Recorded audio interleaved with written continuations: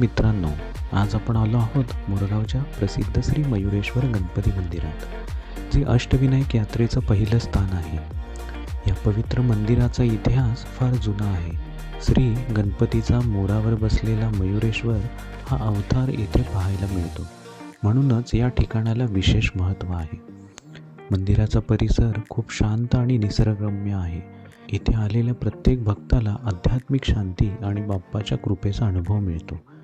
येथील गणपतीची मूर्ती काळ्या दगडात कोरलेली आहे आणि ती मोरावर विराजमान आहे. असं म्हणतात, इथे दर्शन घेतल्यावर सर्व विघ्न दूर होतात. तर मित्रांनो, तुम्हीही एकदा मोरगावला नक्की भेट द्या आणि श्री मयुरेश्वर गणपतीचा आशीर्वाद घ्या. लवकरच भेटू एका नवीन प्रवासात. तोपर्यंत